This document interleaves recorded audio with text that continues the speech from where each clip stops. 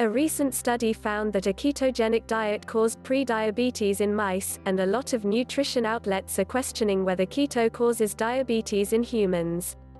It doesn't.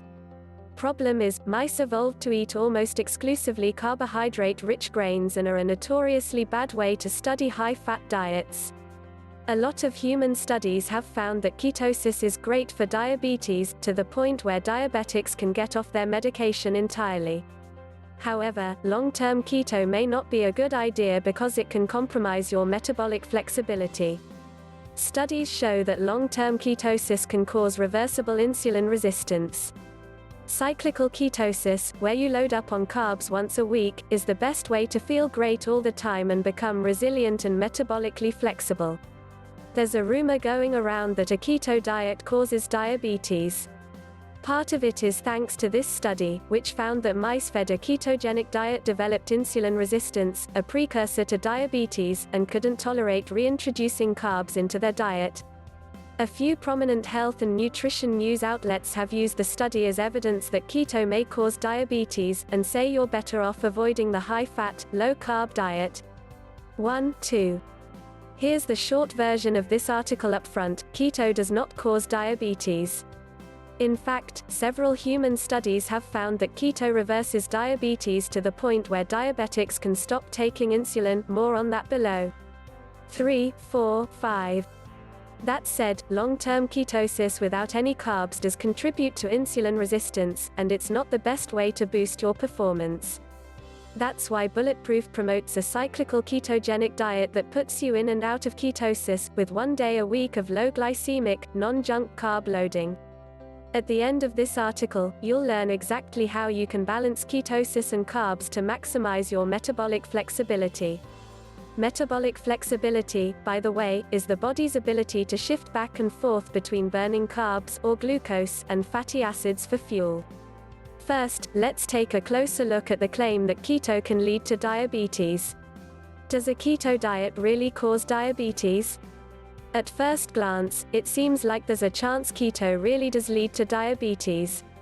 The study 6 people have been citing lately went like this.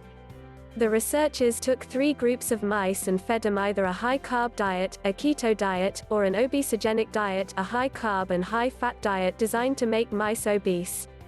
The low-fat mice did just fine, but both the keto and obesogenic mice developed glucose intolerance, an inability to process carbs well, after just 3 days on their new diets.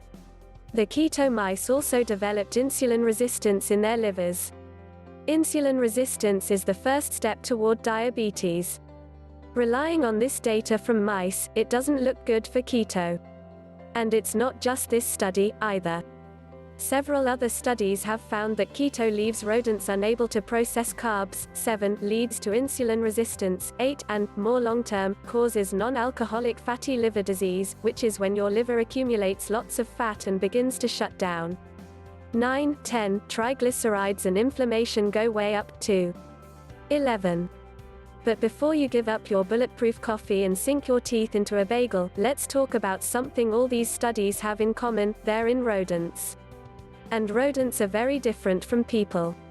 Even more alarmingly, scientists seem to believe that all types of fat are the same, when we all know that a high margarine diet will do very different things than a high coconut oil diet, even though they are both high-fat diets.